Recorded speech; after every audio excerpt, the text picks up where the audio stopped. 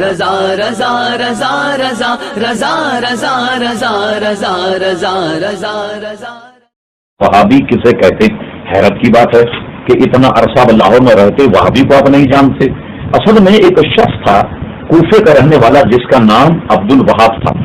عبد الوہاب کے یہاں ایک لڑکا پیدا ہوا اور عبد الوہاب نے اس لڑکے کا نام محمد رکھا۔ یہی وہ شخص تھا کہ جس نے پڑھنے لکھنے کے بعد میں لوگوں کو گمراہی کی جانب اس نے ترغیب دلائی۔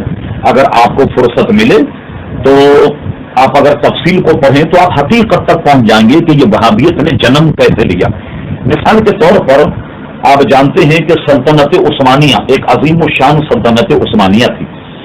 جب برٹش گورنمنٹ کی ٹوٹ پھوٹ شروع ہوئی تو انہوں نے برطانیہ میں کیا کیا کہ اپنی ایک نو آبادیاتی منسٹری قائم کی اور اپنی اس منسٹری میں بے شمار جاسوسوں کو مسلمانوں کی تباہ اور مسلمانوں کی سلطنتوں کو تباہ کرنے کے لیے انہوں نے دنیا کے ہر شہر میں بھیجا۔ اسی طریقے سے ان جاسوسوں میں ایک جاسوس کا نام ہمفرے، آپ کتاب کو ملاحظہ فرمائیے، کئی زبانوں میں چھپ چکی، اگر آپ کہیں تو ہم اس کے اقتباسات آپ کو گویا انٹرنیٹ کے ذریعے سے بھی دے سکتے۔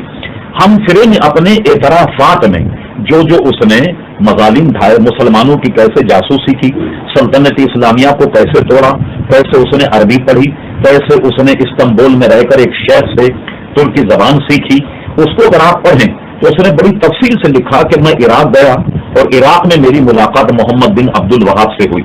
میں نے محمد بن عبد الوہاب پر یہ گفتگو کی کہ شراب جو ہے وہ حرام نہیں، اور میں نے اس کو قرآن مجید اور حدیث سے یہ ثابت کر دیا کہ شراب حرام نہیں، اور اس کو میں نے شراب پلائی۔ شراب پلانے کے بعد پھر میں نے اس کو ایک نئے جال میں پھانسا اور میں نے اس سے کہا کہ یہ بتاؤ کہ متا جائز ہے یا نہیں۔ محمد بن عبد الوہاب نے کہا کہ متا تو حرام۔ پھر وہ کہتا ہے ہم کرے کہ میں نے متا پر مناظرہ کیا اور مناظرہ کرنے کے بعد محمد بن عبد الوہاب کو متا کرنے پر میں نے آمادہ کیا۔ اور اسی طرح نو آبادیاتی منسٹری میں ایک بہت حسین جمیل ایک عورت تھی جو ہمارے ساتھ جاسوسی کام کرتی تھی، تو میں نے اس سے اس کی شادی بھی کرا دی، تو اس نے گویا متا بھی کروایا۔ اس طریقے سے پھر وہ کہتا ہے کہ میں نے اس کے ذہن میں یہ بات ڈالی کہ تم بہت بڑی اسکالر ہو اور اللہ تبارک و تعالیٰ نے کسی عظیم کام کے لیے تم کو پیدا کیا، اور اس نے کہا میں نے اس کو یہ جھانسا دیا کہ تم ایسے ہو جیسے امیر المومنین حضرت عمر رضی اللہ تعالیٰ عنہ ہیں۔ اور اس طریقے سے غبارے نے ہوا بھرنے کے بعد انگریزوں نے اس کو نجد کی سرزمین پر لا کر استعمال کیا۔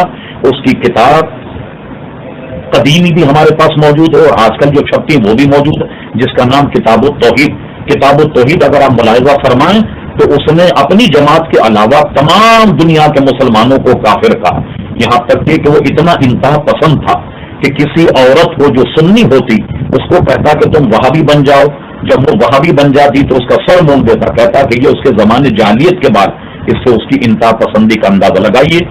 علامہ ابن عابدین ابن شامی جن کی فقہ کی کتاب ابن شامی سے کوئی دارالفتاوی مستغنی نہیں ہو سکتا، علامہ شامی نے اپنے مقدمے میں بھی اس کا ذکر فرمایا۔ ایک مشہور حدیث ہے کہ نبی کریم صلی اللہ علیہ وسلم مال غنیمت تقسیم فرما رہے، ایک کمبخت منافق کھڑا ہوا اور اس نے یہ اپنے تئیں دیکھا کہ مجھے شاید کم مال ملا، وہ کہنے لگا اے محمد صلی اللہ علیہ وسلم عدل کیجیے عدل کیجیے۔ حضور نے فرمایا کمبخت میں اگر عدل نہ کروں تو ہے کوئی دنیا میں عدل کرنے والا؟ حضرت عمر رضی اللہ عنہ اس پر تلوار سوت لی، کہا حضور مارو اس کی گردن۔ آپ نے فرمایا نہیں، اس سے قوم پیدا ہوگی جو قرآن پڑھے گی مگر قرآن اس کے حلقوں کے ان کے حلق کے نیچے سے نہیں اترے گا۔ انوار احمدی ایک بڑی مشہور کتاب ہے، حیدرآباد دکن کے ایک بہت بڑے عالم تھے حضرت علامہ مولانا انوار اللہ صاحب فاروق رحمت اللہ تعالی علیہ۔ اس کتاب پر حاجی امداد اللہ مہادیر مکی رحمت اللہ علیہ کا حاشیہ، دنیا بھر کے وہابی حاجی امداد اللہ مہادیر مکی کو اپنا پیشوا اپنا امام مانتے ہیں۔ انوار احمدیہ پر حاجی امداد اللہ کی تقریر ہے اور اس میں مولانا انوار اللہ صاحب نے لکھا کہ جس شخص پر حضرت عمر رضی اللہ عنہ کے قتل کرنے کے لیے تلوار سوتی تھی اسی کی اولاد سے محمد بن عبد الوہاب پیدا ہوا، اور اس لیے چونکہ وہ ابن عبد الوہاب کہلاتا تھا لہذا اس کے ماننے والے کو لوگ وہابی کہنے لگ گئے۔